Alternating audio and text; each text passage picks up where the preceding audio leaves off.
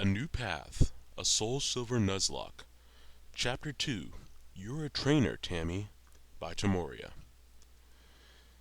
Oh god, oh god, oh god!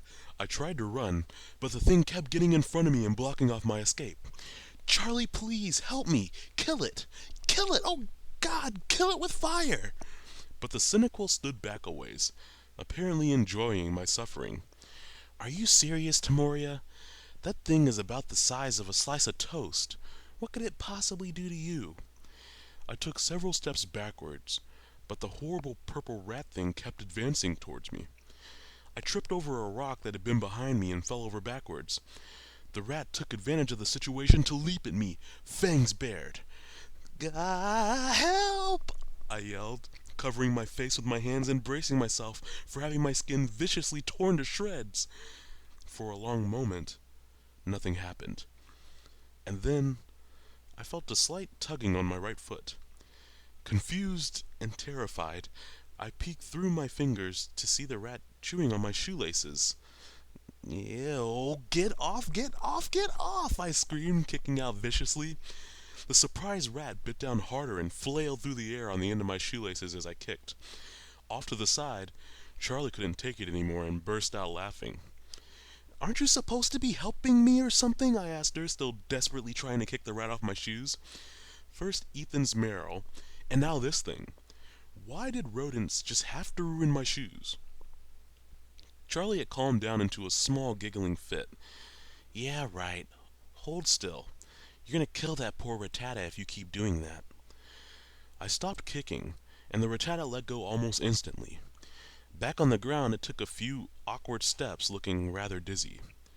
Charlie walked over with a huge smirk on her face and scratched the rat until it shrieked and fled. "There, that wasn't so bad, was it?" she asked smugly, sticking out her tongue and displaying me her tongue ring. I got up off the ground and started brushing dirt and grass off my clothes, glaring down at Charlie. "You could have helped me sooner, you know. What if that thing had bitten me? I bet it was carrying diseases." Charlie rolled her eyes and started walking on down the path. "Of course. It looked really deadly while playing with your shoelaces, didn't it?" she said sarcastically. "Well, anyway, let's get this show on the road. I don't want to waste all of my time here." We were lucky enough to avoid any more rats, and only ran into a couple of different kinds of bird Pokemon.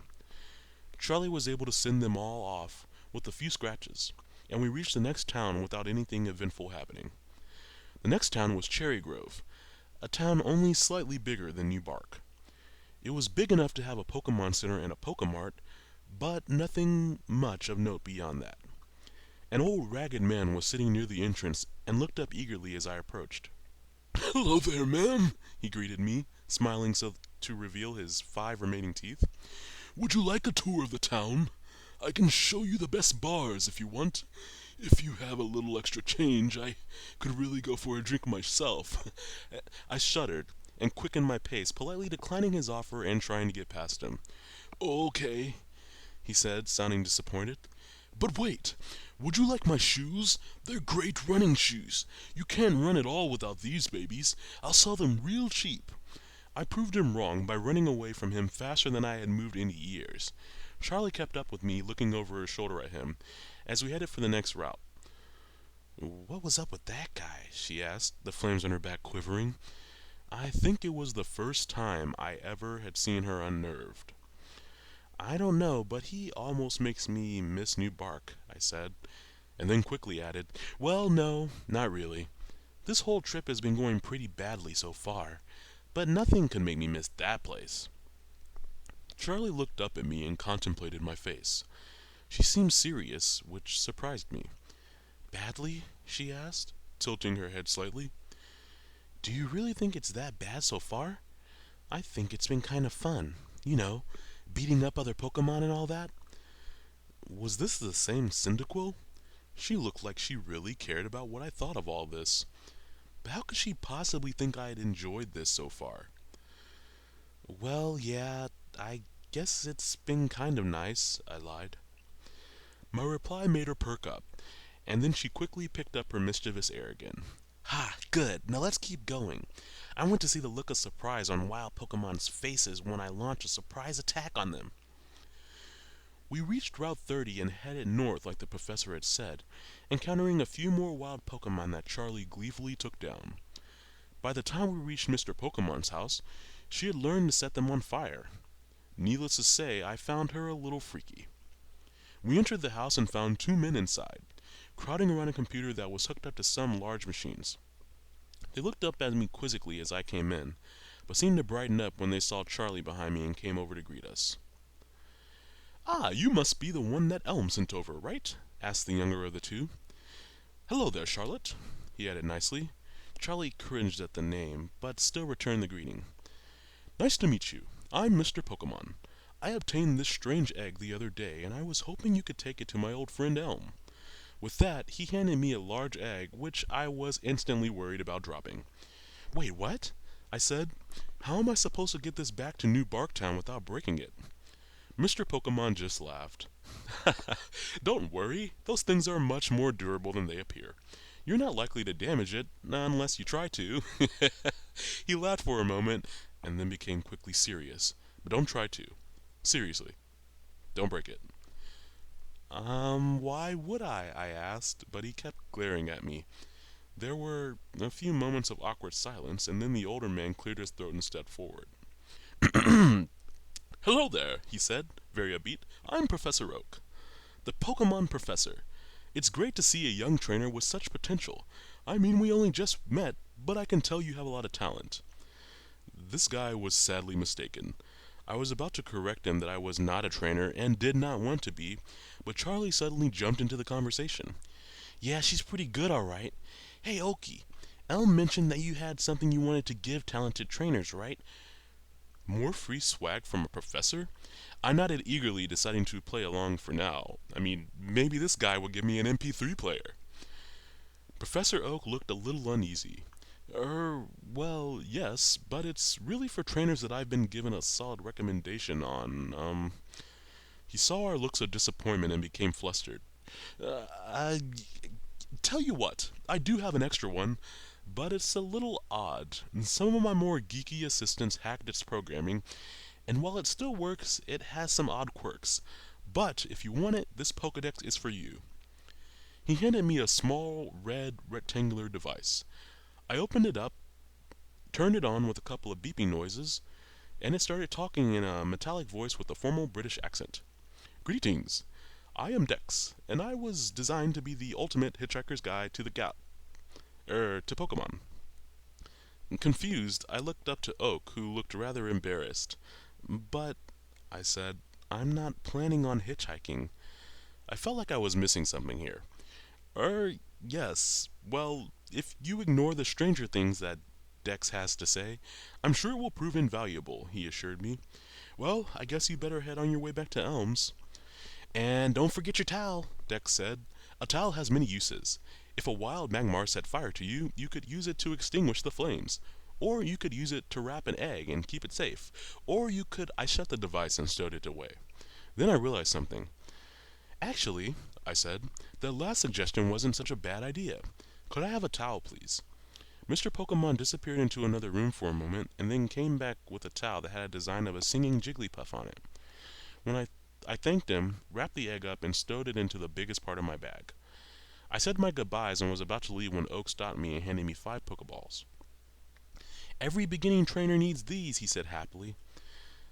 I felt a little guilty about taking something that would be useless on me, but I didn't want to admit I had lied about being a trainer. So I thanked him again and left with Charlie. Charlie and I walked quietly towards Cherry Grove. The instant we were out of sight of the house, though, Charlie stopped walking. It took me a moment to realize she wasn't right behind me, and I turned around to face her. "Charlie, what's up? I thought you didn't want to waste time." Charlie looked upset about something. "Yeah, well, I thought you didn't want to go back. What happened to that sense of adventure?" That caught me by surprise. "Adventure? Oh, Arceus, you're starting to sound like Ethan and that Professor Tree, or whatever his name was. Look, I just wanted to get out of New Bark because I was so bored. I don't want to start a Pokemon journey or something stupid like that. No offense, but I don't even like Pokemon that much." Charlie was quiet for a moment. I could hear her tongue clicking. I could hear her tongue ring clicking against her teeth as she thought of how to best word what she wanted to say. All right, Tammy, I'm going to be straightforward with you. Truth is, I don't completely hate you. I don't think you're a great trainer, but the potential may or may not be there. Now, you're not what I was hoping for, and I'm not what you were hoping for, but we do share something in common. She made a long, dramatic pause, and I have to admit I was interested in what she would say. We both hate New Barktown with a fiery passion. Professor Elm stopped giving out starters a while back when he learned most kids would just sell them. So if we don't leave right now, we're both going to miss out on what might be our only opportunity to leave forever. So what do you say? It was a bad idea. I knew that. If I didn't go back, I would essentially be stealing two Pokemon from the professor, if you included the unhatched one in my bag. But then, it was nowhere near as bad an idea as resigning myself to one more day in New Bark. I sighed, kneeled down, and stretched out a hand to Charlie. You know what? Why not? Let's try this out for a few days. What's the worst that could happen? All right, Charlie yelled, placing her paw in my hand for a firm shake. You're not going to regret this. Well, probably not anyway. I stood back up and Charlie laughed heartily. Well, you're a trainer, Tammy. How's it feel? Before I could answer, a ringing noise sounded out from my bag. Surprised, I shuffled around in it and pulled out the Pokegear. The display on the front said it was Mom calling. The professor must have given her the number. I opened it and asked, Hello? Demoria! My mom's voice screamed. Charlie came closer to hear what she was saying. It's a disaster! Professor Elm has just reported that one of his Pokemon has been stolen. Charlie and I exchanged panicked looks. Oh crap, Charlie whispered. How did they already find out? So that was chapter 2 of A New Path, A Soul Silver Nuzlocke by Tamoria. I hope you all enjoyed it. Please again leave me some feedback in the comments. I'm trying to work in a few more character voices there. And so far, I really like Charlie. The tongue ring, the attitude, really digging her. So if you all enjoyed it, please leave a like, please subscribe, and I will talk to you all later. Bye.